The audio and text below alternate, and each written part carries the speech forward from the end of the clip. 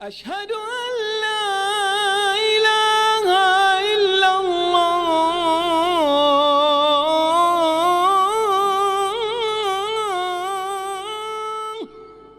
بسم الله الرحمن الرحيم. الحمد لله رب العالمين، والصلاة والسلام على رسوله الكريم، أما بعد. اللہ تبارک و تعالیٰ پر حمد و ثنا اور اس کے نبی کریم صلی اللہ علیہ وسلم پر بے شمار بے عدد درود و سلام کے بعد آج ہماری گفتگو جس موضوع پر ہوگی، کتاب التوحید سے متعلق جو یہ ہماری سلسلے وار ملاقات ہے، آج کی اس ملاقات میں ہماری گفتگو باب نمبر 19 جس کا عنوان اس طرح ہے: باب ما جاء من التغليظ في من عبد الله عند قبر رجل صالح فكيف إذا عبده۔ ایک بندہ کسی صالح نیک شخص کی قبر کے پاس جا کر کے اگر اللہ تبارک و تعالی کی عبادت کرے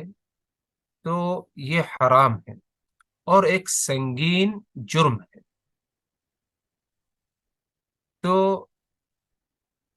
اس کی عبادت کرنا کتنا بڑا گناہ ہو سکتا ہے؟ شیخ الاسلام محمد ابن عبد الوہاب نے کہا، باب قائم کیا اس عنوان سے، اور ایک سنگین جرم، بڑا جرم، خطرناک جرم کا ذکر کیا، وہ یہ جو بندہ اللہ تبارک و تعالی کی عبادت کرنے کے لیے کسی بزرگ کی قبر کے پاس جاتا ہے۔ یہ ایک سنگین جرم ہے، یعنی وہ اس مقام پر جا رہا ہے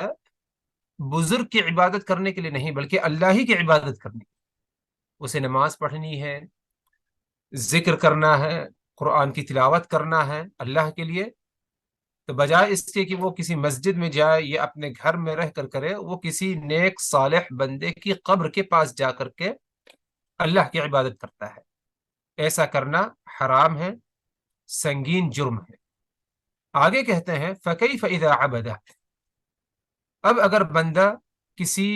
دوسری کی عبادت کر لے اللہ کے سوا تو یہ کتنا بڑا جرم ہو سکتا ہے؟ مطلب یہ ہوا کہ اگر اللہ کی عبادت کرنا کسی غیر کی قبر کے پاس جا کر کے یہ سنگین جرم ہے، تو ظاہر سے بات ہے کہ ابتدائی میں غیر اللہ کی عبادت کرنا یہ اس سے بھی زیادہ کیا ہے، خطرناک اور بڑا کیا ہے، گناہ ہوگا۔ اس سلسلے میں شیخ الاسلام مجدد محمد ابن عبد الوہاب نے چند نصوص کا ذکر کیا، یعنی یہ سنگین جرم ہے، یہ یوں ہی نہیں کہا بلکہ اس بات کو ثابت کیا انہوں نے احادیث سے، اور قبل اس کے کہ ان احادیث کا ذکر کیا جائے تمہیدی طور پر چند بنیادی باتیں کیا ہے بتا دی جائے کہ اللہ تبارک و تعالیٰ کی عبادت کرنے کے لیے کسی قبرستان، کسی مزار، کسی قبر کے پاس جانا یہ گناہ ہے اور شرک کی کیا ہے، زمرے میں آتا ہے۔ اور جو نصوص، جو احادیث اس سلسلے میں آئی ہیں جس میں اس کی مذمت بیان کی گئی ہے، 3 قسم کی مذمتیں ہیں۔ نمبر 1، جو شخص ایسی حرکت کا ارتکاب کرتا ہے کہ اللہ کی عبادت کرنے کے لیے کسی مزار، کسی قبرستان، کسی کے قبر کے پاس جاتا ہے، ایسا شخص سب سے بدترین شخص ہے اللہ کے ہاں۔ ایسا شخص سب سے بدترین شخص ہے اللہ کے ہاں۔ نمبر 2، ایسا شخص رسول اللہ صلی اللہ علیہ وسلم کی لعنت کا مستحق ہے۔ آپ صلی اللہ علیہ وسلم نے اس قسم کے لوگوں پر کیا ہے، لعنت بھیجی ہے۔ نمبر 3، اس پہ رسول اللہ صلی اللہ علیہ وسلم کی نافرمانی پائی جاتی ہے، صریح طور پر، کھلے طور پر اللہ کے رسول کے فرمان کی نافرمانی ہے اس میں، کیونکہ آپ صلی اللہ علیہ وسلم نے قبرستان، قبر کے پاس جا کر کے اسے مسجد بنانا، عبادت کی جگہ بنانا، عبادت کرنا، اس سے آپ صلی اللہ علیہ وسلم نے صریح طور پر منع کیا۔ رہی بات بندہ اگر قبر کی زیارت کرنا چاہے تو کیا اس کی اجازت ہے شریعت میں یا نہیں؟ تو اس سے پہلے بھی یہ بات گزر چکی ہے کہ قبر کی زیارت کی دو قسمیں پائی جاتی ہیں. ایک قسم ہے جائز مشروع اور دوسری قسم ہے ممنوع. مشروع اور جائز زیارت اس سے مراد یہ ہے کہ بندہ ادھر جائے آخرت کو یاد کرنے کے لیے، موت کو یاد کرنے کے لیے، اور قبر میں جو لوگ مدفون ہیں میت ان کے حق میں دعائے خیر کرنے کے لیے. اس مقصد سے اگر قبر کی زیارت یا قبرستان کی زیارت کرتا ہے تو اس میں کوئی حرج نہیں ہے. تو یہ مشروع اور جائز زیارت ہے قبر کی یا قبرستان کی. رہی بات ممنوع اور حرام قسم کی زیارت قبر کی، اس کی دو اہم قسمیں پائی جاتی ہیں. پہلی قسم جو کہ حرام ہے اور شرک تک یعنی شرک اکبر تک پہنچنے کا ذریعہ ہے، اور وہ یہ کہ بندہ قبرستان جا کر کے یا قبروں کے پاس جا کر کے نماز پڑھے اور ادھر جا کر کے قرآن کی تلاوت کرے، اور جو مردے ہیں ان کو کیا ہے وسیلہ بنائے اللہ تعالیٰ تک پہنچنے کے لیے. تو ایسی زیارت اور اس مقصد سے زیارت کرنا یہ حرام ہے اور ممنوع ہے. دوسری قسم ہے وہ یہ شرک اکبر کا ارتکاب کرے، قبر کے پاس جائے یا قبرستان جائے تو ادھر قبر والوں سے مدد طلب کرے ڈائریکٹ، بجائے اس کے کہ وہ اللہ تبارک و تعالی سے مدد کرے تو اپنی دینی حاجتیں، دنیاوی حاجتیں ان سے ڈائریکٹ طلب کرے جو ادھر مدفون ہے یا قبر کے اندر جس سے دفن کیا گیا ہے. تو یہ صریح طور پر کیا ہے شرک اکبر کے کیا ہے زمرے میں آتا ہے. تو معلوم پڑا کہ قبرستان کی زیارت کرنا اس مقصد سے کہ بندہ ادھر جائے، موت کو یاد کرے گا، اسی بہانے آخرت کی یاد کرے گا تو اس کے اندر جذبہ آئے گا کہ وہ یعنی برائیوں سے بچے گا اور آخرت کی تیاری کرے گا. یا جو لوگ ادھر مدفون ہیں ان کے حق میں دعائے خیر کرنے کے لیے جائے تو اس میں کوئی مذاکرہ، کوئی حرج نہیں. ہاں البتہ اگر اس نیت سے زیارت کرتا ہے جس کے بارے میں بتایا گیا کہ ممنوع اور حرام ہے زیارت کرنا، تو بندہ کیا ہے ایسی حالت میں کیا ہے گنہگار شمار ہوگا. اب آگے بڑھتے ہیں کہ رسول اللہ صلی اللہ علیہ وسلم نے اس سلسلے میں کیا کچھ ہمیں بتایا ہے. یعنی کسی قبر کے پاس جا کر کے عبادت کرنا اللہ کی، یہ ایک سنگین جرم، بڑا جرم ہے. پہلی حدیث جس کو نقل کیا شیخ الاسلام محمد ابن عبد الوہاب نے اس ترجمے میں، حدیث صحیح ہے، صحیح بخاری کی ہے. حدیث کے راویہ حضرت عائشہ رضی اللہ عنہا ہے. فرماتی ہیں حضرت ام سلمہ جو کہ رسول اللہ صلی اللہ علیہ وسلم کی یہ بھی زوجہ ہے، حضرت ام سلمہ فرماتی ہیں کہ میں نے رسول اللہ صلی اللہ علیہ وسلم سے ایک کنیسہ کے بارے میں، کنیسہ کہتے ہیں چرچ کو، ایک چرچ کے بارے میں میں نے اللہ کے رسول صلی اللہ علیہ وسلم کو ذکر کیا، اور یہ چرچ، یہ کنیسہ میں نے حبشہ میں دیکھا تھا. حبشہ یعنی مکہ المکرمہ سے مدینہ المنورہ ہجرت سے پہلے بعض صحابہ کرام حبشہ ہجرت کر گئے تھے جہاں پر نجاشی نامی بادشاہ تھا. تو اسی موقع پر جب ام سلمہ اپنے پہلے شوہر ابو سلمہ کے ساتھ معیت میں ادھر گئی ہجرت کر کے، تو ادھر انہوں نے ایک کنیسہ، ایک چرچ دیکھا حبشہ میں، جس میں کچھ تصویریں ہیں، کچھ تصویریں پائی گئی، یعنی مجسمہ پایا گیا.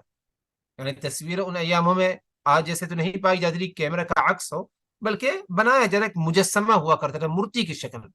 تصویریں پائی.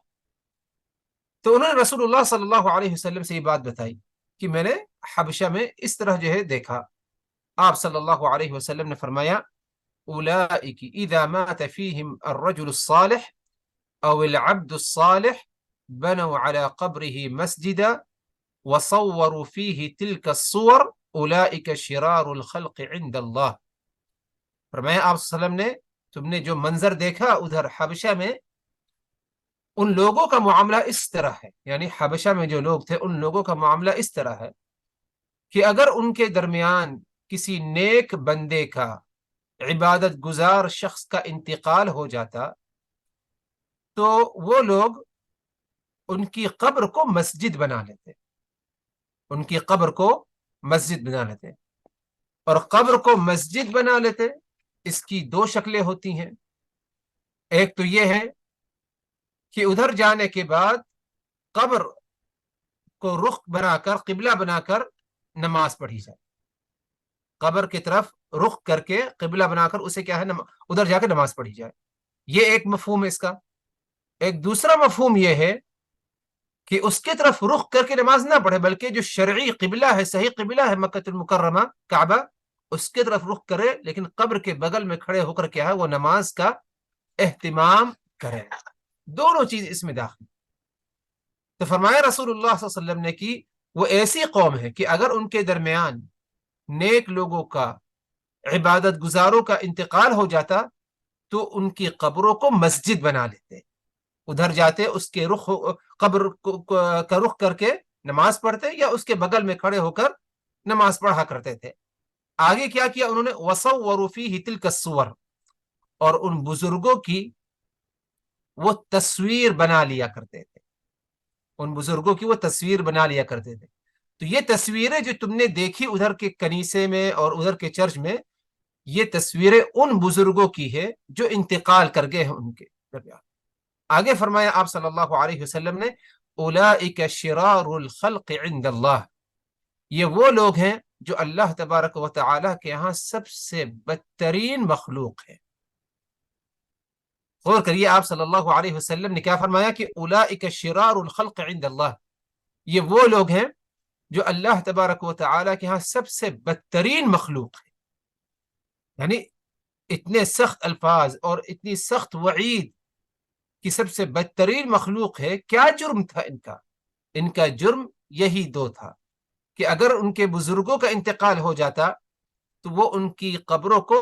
عبادت گاہ بنا لیتے، ادھر جا کر کے عبادت کرتے، نماز پڑھتے یا ذکر و اذکار کرتے، دعائیں کرتے، یا جو ہے ان کی قبروں کی طرف رخ کر کے کیا ہے نماز پڑھا کرتے تھے۔ ان کا پہلا جرم یہ تھا۔ دوسرا جرم ان کا یہ تھا کہ یہ ان بزرگوں کی تصویر بنا لیا کرتے، اور پچھلی ملاقات میں بات گزری ہے یا اس سے پہلے کہ نوح علیہ السلام کی قوم میں جو شرک آیا اس کی ابتدا جو شیطان نے کی وہ انہی تصویروں کے ذریعے کی، کہ یغوث، یعوق، نصر وغیرہ کا جب انتقال ہوا، یہ نیک لوگ تھے قوم نوح میں سے، تو شیطان آیا کہ یہ نیک لوگ ہیں، انتقال کر گئے، اگر تم ان کی تصویریں بنا کر کے اپنے پاس نہیں رکھو گے تو تم ان کو بھول جاؤ گے، ایسا کرو کہ ان کی تصویریں بنا لو اور اپنے درمیان، اپنی مجلسوں میں، اپنے گھروں میں رکھو، جب بھی تمہاری نگاہ ان پر جائے تو تمہارے اندر ان کی یاد آئے کہ یہ نیک لوگ تھے، تو تم بھی ان کے جیسے بننے کی کیا ہے کوشش کرو گے۔ دیکھیے شیطان نے جو مقصد ڈالا ذہن میں، ان کے دل میں، بظاہر کوئی غلط مقصد نہیں، نیکی کے ذریعے شیطان داخل ہوا۔ تو ٹھیک ہے، انہوں نے تصویر بنا لی، پہلی نسل نے شرک تو نہیں کیا، اس کے آگے آنے والی جو نسلیں تھیں انہوں نے کیا ہے ان کی عبادت کرنے لگے، انہی کی، حالانکہ پہلی نسل نے کوئی عبادت نہیں کی، ان کو دیکھتے، ان کی یاد آتی، ان کے حق میں دعا کرتے، ان کے جیسے بننے کی کوشش کرتے۔ جب یہ نسل گزر گئی، آگے جو نسلیں آئیں انہوں نے کیا ہے ان کی عبادت کرنے لگے۔ تو اسی لیے شریعت میں کیا ہے تصویریں، خاص طور پر مورتی کی شکل میں جو ہو، مجسمہ بالخصوص، بالاتفاق اس کو شریعت نے کیا ہے حرام قرار دیا ہے۔ اور ادھر بھی یہی چیز پائی گئی، ان کا جرم، کہ اللہ کے رسول نے فرمایا کہ اولئک شرار الخلق عند اللہ، یہ اللہ تبارک و تعالی کے ہاں سب سے بدترین مخلوق ہیں۔ کیا جرم تھا ان کا؟ ان کا جرم دو جرم تھے۔ پہلا جرم یہ کہ یہ اپنے بزرگوں کی قبروں کو کیا ہے انہوں نے عبادت گاہ بنا لیا۔ دوسرا جرم ان کا یہ تھا کہ انہوں نے اپنے بزرگوں کی کیا ہے تصویریں اور ان کے مجسمے کیا ہے بنا لیے۔ اسی لیے اس حدیث کی نقل کرنے کے بعد شیخ الاسلام محمد ابن عبد الوہاب کہتے ہیں فَهَؤُلَاء جَمَعُوا بَيْنَ الْفِتْنَتَيْن، ان کے درمیان دو قسم کے فتنے پائے گئے۔ پہلی فتنہ قبر کا فتنہ، دوسرا فتنہ جو پایا گیا وہ مورتی کا فتنہ پایا گیا، مجسمہ، اس کی کیا ہے، اس کا فتنہ پایا گیا۔ فتنہ کیوں؟ کیونکہ اس کے ذریعے ان کو آزمایا گیا، اور اس فتنے میں کیا ہے وہ مبتلا ہو گئے، اور اس فتنے کی کیا ہے جال میں کیا ہے وہ پھنس گئے۔ خود جو ہے شیخ الاسلام نے اس کے جو ہے وضاحت بیان کی کہ یہ شرار الخلق، سب سے بدترین مخلوق اس لیے ہیں کیونکہ یہ دو قسم کے فتنے میں کیا ہے مبتلا ہو گئے۔ آگے فرماتے ہیں شیخ الاسلام محمد ابن عبد الوہاب کی صحیح بخاری صحیح مسلم کی روایت ہے، حدیث کی راویہ حضرت عائشہ رضی اللہ عنہا ہی فرمایا، میں عائشہ رضی اللہ عنہا نے کہ لما نزل برسول اللہ صلی اللہ علیہ وسلم، جب آپ صلی اللہ علیہ وسلم مرض الموت، اور بالخصوص آپ اس مرحلے میں پہنچے جب آپ کی روح قبض ہونے والی تھی، ملک الموت نازل ہو گیا تھا، آ چکا تھا آپ کے پاس آپ کی روح قبض کرنے کے لیے۔ اس موقع پر آپ صلی اللہ علیہ وسلم، ظاہر سی بات ہے نزع کا جو وقت ہوتا ہے بہت ہی یعنی مشکل مرحلہ ہوتا ہے انسان کے لیے، انسان کو تکلیف اور مختلف قسم کے معاملات ہوتے ہیں، وہ تو صرف وہی جانتا ہے جس پر یہ بات کیا ہے یا یہ معاملہ گزرتا ہے۔ فرماتی ہے میں عائشہ رضی اللہ عنہا، اس موقع پر رسول اللہ صلی اللہ علیہ وسلم تکلیف کی مارے جو ہے چادر اپنے چہرے پر ڈال لیتے، لیکن جب آپ صلی اللہ علیہ وسلم دم گھٹنے لگتا تو آپ چادر کو کیا ہے اپنے چہرے سے کیا ہے ہٹا دیا کرتے، اور آپ کا یہ سلسلہ کچھ دیر تک جو ہے چلتا رہا۔ اسی اسنا میں غور کریے، اسی اسنا میں جو آخری مرحلہ آپ صلی اللہ علیہ وسلم کی عمر کا تھا، اس دنیاوی زندگی کا تھا، آپ کیا کہہ کر رخصت ہوئے اس موقع پر؟ فرماتی ہیں عائشہ رضی اللہ عنہا یہ آخری مرحلہ، ملک الموت آ چکے ہیں آپ کی روح قبض کرنے کے لیے۔ اس موقع پر آپ صلی اللہ علیہ وسلم نے یہ کہا لعنت اللہ علی الیہود والنصارى اتخذوا قبور انبیائہم مساجد، اللہ تبارک و تعالی کی لعنت ہو یہود و نصارہ پر، کیونکہ انہوں نے اپنے انبیاء کی قبروں کو مساجد بنا لیا، مسجد سے ہے یعنی سجدہ گاہ، عبادت گاہ، اسے کیا ہے بنا لیا۔ یہ بات کب کہی آپ صلی اللہ علیہ وسلم نے؟ بالکل اپنی زندگی کے آخری مرحلے میں، جب ملک الموت آ چکا ہے۔ میں عائشہ رضی اللہ عنہ فرماتی لما نزل برسول اللہ صلی اللہ علیہ وسلم، یعنی جب آپ صلی اللہ علیہ وسلم کا وقت آ چکا تھا اس دنیا سے جانے کا، ملک الموت آ چکا ہے، اور آپ تکلیف محسوس کر رہے ہیں، اس موقع پر چادر اپنے چہرے پر ڈالتے ہیں، اور جب دم زیادہ گھٹنے لگتا ہے تو آپ چادر کو ہٹا دیتے ہیں، پھر چادر سے اپنے چہرے کو ڈھانکتے ہیں، پھر چادر ہٹا دیتے ہیں۔ آپ کی طرف سے یہ سلسلہ جاری رہا، اور اسی اسنا میں آپ صلی اللہ علیہ وسلم نے فرمایا کہ اللہ تبارک و تعالی کی لعنت ہو یہود و نصارہ پر، کیونکہ انہوں نے اپنے انبیاء کی قبروں کو کیا ہے عبادت گاہ بنا۔ ماں عائشہ رضی اللہ عنہ فرماتی ہیں مزید وضاحت اپنے الفاظوں سے، یحذر ما صنعوا، آپ صلی اللہ علیہ وسلم ادھر آگاہ کر رہے ہیں اپنی امت کو، صحابہ کرام کو، اپنی امت کو، کہ انہوں نے کس جرم کا ارتکاب کیا۔ اگر آپ صلی اللہ علیہ وسلم اس طرح اور یہ بالخصوص یہ آخری مرحلے میں آگاہ نہ کیے ہوتے، بتائے نہ ہوتے، اس بات کی طرف تاکید نہ کیے ہوتے، تو یقیناً آپ صلی اللہ علیہ وسلم کی قبر بھی کیا ہے پختہ ہو جاتی، پکی بنا دی جاتی۔ لیکن آپ صلی اللہ علیہ وسلم کو اس بات کا ڈر تھا کہ لوگ میری قبر کو کہیں عبادت گاہ نہ بنا لیں، اس لیے آپ صلی اللہ علیہ وسلم نے اس آخری مرحلے میں بھی کیا ہے اس بات کی کیا ہے تاکید کی۔ حالانکہ آپ صلی اللہ علیہ وسلم اس مرحلے سے پہلے یعنی اس وقت سے پہلے بھی آپ نے اپنی عام زندگی میں بھی صحابہ کرام کو مختلف مقامات پر مختلف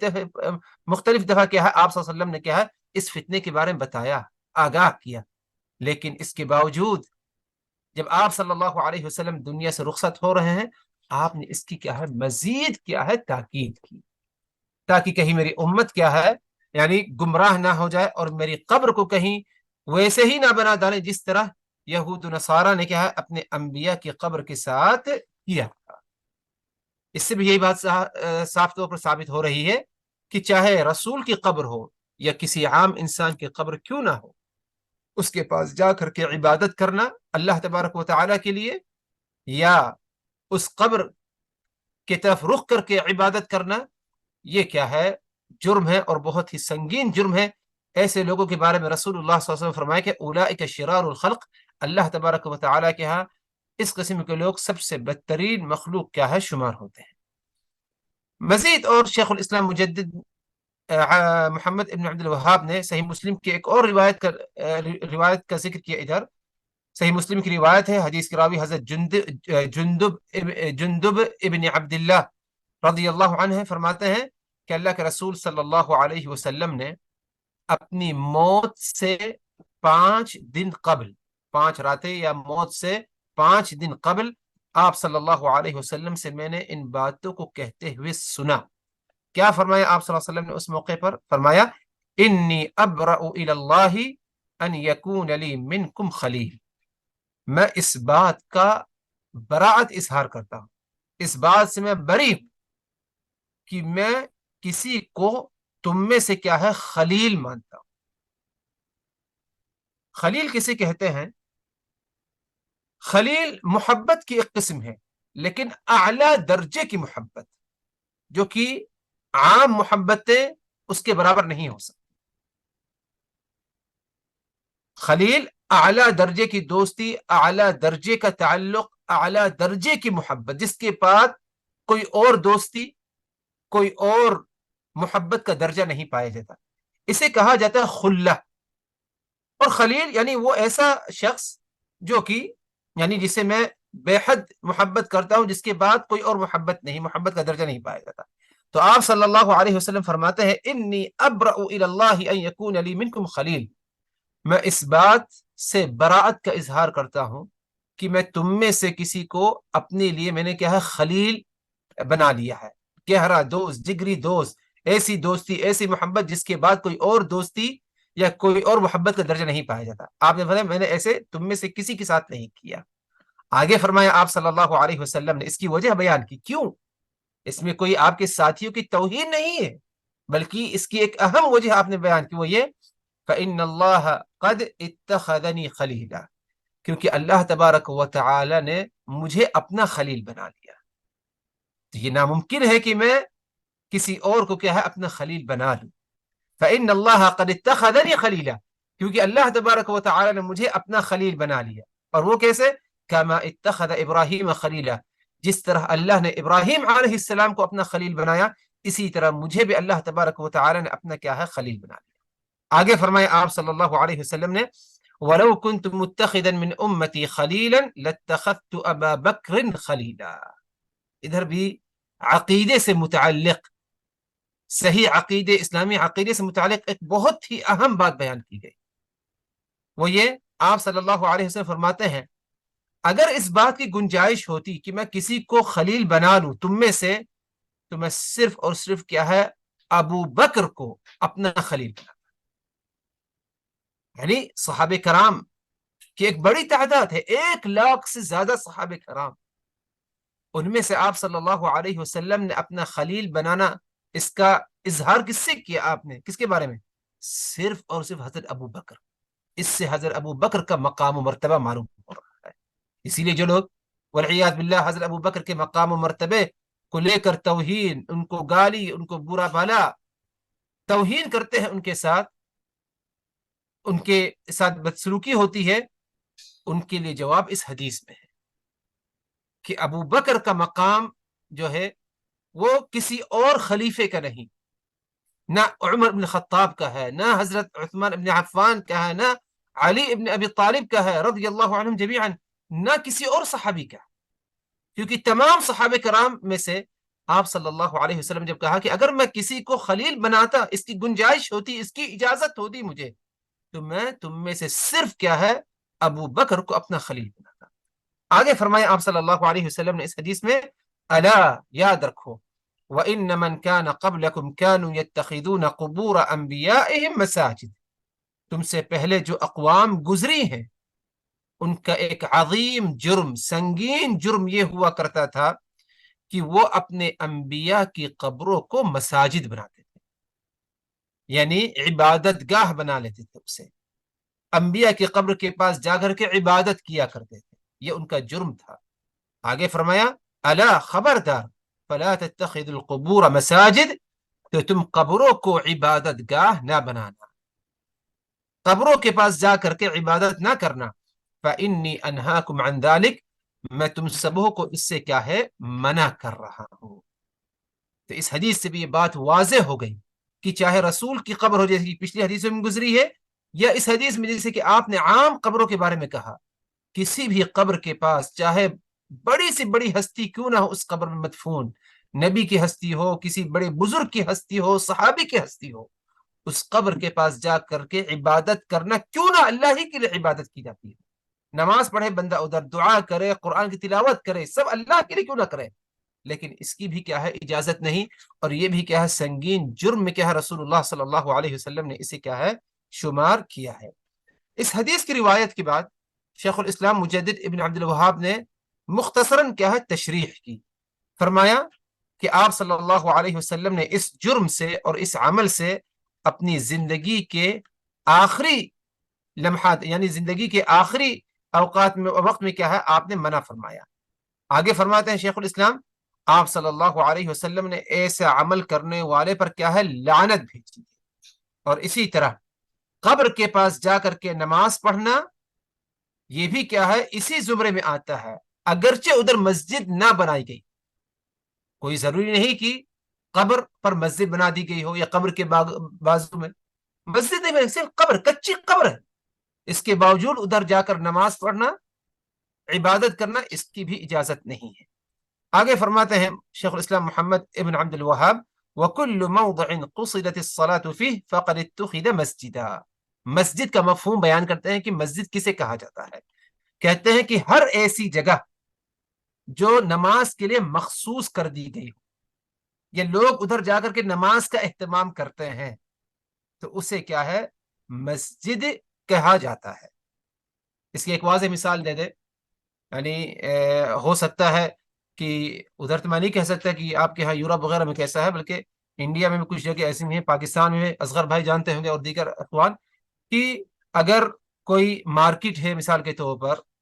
نماز کا وقت ہو گیا، اگر آپ پوچھتے ہیں ادھر مسجد کہیں پر ہے، تو وہ مسجد ادھر موجود نہیں ہے قریب میں، لیکن کسی پلے روم کی طرف اشارہ کرتا ہے کہ ہاں مسجد فلاں جگہ ہے، اس کو مسجد ہی کہتا ہے. یعنی ہم اپنی زبان سے بھی اسے مسجد ہی سمجھ رہے ہیں. یہی بات شیخ الاسلام مجدد محمد عبد الوہاب کہہ رہے ہیں کہ مسجد کا مفہوم یہ ہے کہ کسی جگہ کو عبادت کے لیے اگر کسی نے مخصوص کر لیا نماز کے لیے، تو اس کا شمار کیا ہے مسجد میں ہے. اللہ کے رسول صلی اللہ علیہ وسلم خود فرمایا کہ میری خصوصیات میں سے، میری امت کی خصوصیات میں سے ایک خاصیت یہ ہے کہ پوری زمین کو میرے لیے کیا ہے عبادت کے لیے جائز کر دیا گیا، یعنی طاہر ہے. یعنی چلتے پھرتے اگر کہیں صحرا ہے، مٹی ہے، اب ادھر بھی نماز پڑھ سکتے ہیں. یہ نہیں کہ صرف جہاں پر مسجد بنا دی گئی ہو عمارت وہی نماز کی جگہ ہے، بلکہ جہاں بھی وقت ہو جائے آپ کیا ہے نماز پڑھ سکتے ہیں، بشرطے کہ وہ جگہ کیا ہے پاک صاف ہو. آگے فرمائے شیخ الاسلام نے کہ رسول اللہ صلی اللہ علیہ وسلم نے فرمایا جعلت لی الارض مسجدا وطہورا، جیسے کہ بات گزری ہے کہ آپ صلی اللہ علیہ وسلم فرمایا کہ پوری زمین کو اللہ تبارک و تعالی نے میرے لیے کیا ہے مسجد بنا دی ہے، جب بھی وقت ہو میں جہاں چاہوں کیا ہے نماز پڑھ سکتا ہوں. اس بات اور اس تشریح کے بعد ایک آخری حدیث روایت کرتے ہیں، نقل کرتے ہیں ادھر مسند احمد کی، اور کہتے ہیں بسند جید، یعنی مسند احمد کی روایت اس کی سند کیا ہے جید ہے، صحیح سند ہے. فرماتے ہیں کہ عبداللہ ابن مسعود رضی اللہ عنہ سے مرفوعاً روایت ہے کہ آپ صلی اللہ علیہ وسلم نے فرمایا، غور کریے کہ اللہ کے رسول صلی اللہ علیہ وسلم کی اس حدیث پر اور آپ کے ان الفاظوں پر، ان من شرار الناس من تدركهم الساعة وهم احياء والذین يتخذون القبور مساجد. سب سے بدترین شخص وہ ہیں، یا یوں سمجھیے آپ صلی اللہ علیہ وسلم نے فرمایا کہ جن پر قیامت برپا ہوگی، یعنی قیامت جب آئے گی، جن پر قیامت قائم ہوگی، وہ دو لوگ ہوں گے. نمبر ایک، وہ جو کہ سب سے بدترین لوگ ہوں گے، یعنی جب قیامت آئے گی تو اس وقت ایمان والے نہیں پائے جائیں گے، ایمان والے اس سے پہلے ہی وفات پا جائیں گے، پوری دنیا ایمان والوں سے خالی ہو جائے گی، صرف مشرکین اور کفار باقی رہیں، جو کہ سب سے بدترین لوگ ہیں. ان پر کیا ہے قیامت برپا ہوگی. اور دوسرے کون لوگ ہیں؟ آپ نے فرمایا والذین یتخذون القبور مساجد، اور وہ لوگ ان پر بھی قیامت وہ بھی انہی میں ہے جن پہ قیامت برپا ہوگی جو قبروں کو کیا ہے مساجد بنا لیتے ہیں، قبر کو عبادت گاہ بنا لیتے ہیں. یعنی ایک تو ہے واضح طور پر جو کفار ہیں، مشرکین ہیں، جو اللہ کا انکار کرتے ہیں، رسول کی نبوت رسالت کو نہیں مانتے، ان پر قیامت برپا ہوگی. اور دوسرے قسم کے وہ لوگ ہیں جنہوں نے انبیاء کی قبروں کو، صالحین بزرگوں کی قبروں کو کیا ہے اولیاء کی قبروں کو کیا ہے مساجد بنا لیا، یعنی عبادت گاہ بنا لیا، اس کے بعد جا کر کے عبادت کرتے ہیں. یہ دو قسم کے لوگ ہیں جن پر کیا ہے قیامت برپا ہوگی. تو اس حدیث سے بھی یہ بات ثابت ہو رہی ہے کہ قبر کو عبادت گاہ بنانا اور اس کے بعد قبر کے پاس جا کر کے عبادتوں کا اہتمام کرنا، اگرچہ اللہ ہی کے لیے عبادت کیوں نہ کرے بندہ، یہ کیا ہے قطعی کیا ہے جائز نہیں، بلکہ یہ سنگین جرم ہے. ادھر 2 یا 3 باتیں ہیں جن کا بیان کرنا ضروری ہے. نمبر 1، وہ مسجدیں جن کے اندر قبر پائی جاتی ہے ان کا کیا حکم ہے؟ نمبر 1، یوں سمجھیے، پہلی بات اس مسئلے کی وضاحت کے لیے کہ قبر پر مسجد بنانا جائز نہیں، یا قبر کو مسجد میں شامل کر لینا یہ بھی کیا ہے جائز نہیں ہے. ٹھیک ہے اگر مان لیتے جائز نہیں، لیکن اگر کبھی انسان مجبوراً ایسی مسجد میں داخل ہو گیا، اس کو نماز پڑھنا ہے، نماز کا وقت ہوا، اور جب داخل ہوا تو اس نے دیکھا اس مسجد میں قبر پائی جاتی ہے، تو اب کیا کرے؟ تو اب ایسی حالت میں اس مسجد میں نماز نہ پڑھے. مسجد کا جو حصہ ہے کسی بھی کونے میں قبر ہو، چاہے قبلہ رخ ہو، محراب کی طرف ہو، یا مسجد کے بالکل اخیر میں یعنی جو داخل ہونے کی جگہ ہے اس جگہ پر ہو، یا مسجد کے دائیں ہو بائیں، مسجد کا جو حد ہے، مسجد کی جو سرحد ہے، اس کے اندر کسی بھی حصے میں مسجد پائی جائے، کسی بھی طرف مسجد اس کے اندر کسی بھی طرف قبر پائی جائے، کسی بھی حصے میں قبر پائی جائے، تو نماز پڑھنی کیا ہے جائز نہیں ہے. یہی کیا ہے اہل علم کا کہنا ہے.